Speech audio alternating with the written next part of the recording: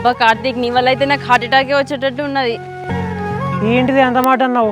అక్క నీ హార్ట్ అయితే ఇక నా హార్ట్ అయిపోతుంది. ఇదిగో ఈ నిబ్బి పంచులు నా కాడ వేయకు, అర్థమైందా? ఇంకో నువ్వు డిగ్రీ ఫస్ట్ ఇయర్ నిబ్బివే, నేను ఇబ్బాను కాదు. అందుకనే కదా హార్ట్ ఆగిపోతే నా హార్ట్ ఆగిపోతే అని చెప్పి నిబ్బా మాటలు మాట్లాడేది.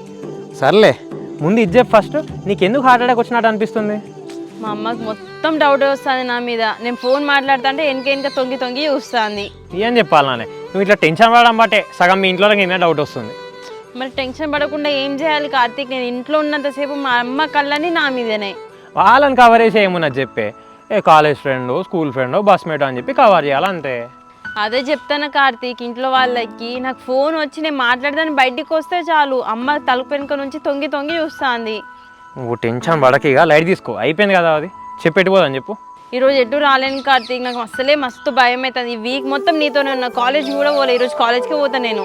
కానీ ఇప్పుడు రోజు డిగ్రీ కాలేజ్కి పోయి నా పెద్ద స్టేట్ ర్యాంక్ ఏమైనా కొట్టే ఉందా? ఇప్పుడు 10th ఇంటర్ స్టూడెంట్ లెక్క మాట్లాడుతావు. రాదు ఎక్కడికైనా పోదాం అట్లా సరదాగా. లేదు కార్తీక్, మా కాలేజ్ నుంచి ఏ సారైనా మా అన్నకు ఫోన్ చేసిండు అనుకో, నా పని అవుట్ ఇక.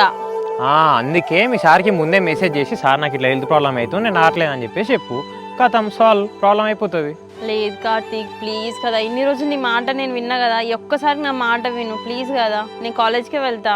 అబ్బా సారీనే, ఇవాళ ఒక్కరో నా మాటను, రేపు నుంచి ఎటు పోయేది లేదు. ఇవాళ ఒక్కరో మాత్రం అక్కడికి ఎట్లా నా బయటికి వేసొద్దాం. సరేరా, ఈరోజే లాస్ట్ అంటాను కదా, మళ్ళీ కలవాలి అది అన్నావు అనుకో, నా చేతులు ఉంటుంది ఇక నీకు. సర్లే, వచ్చి బండెక్కి.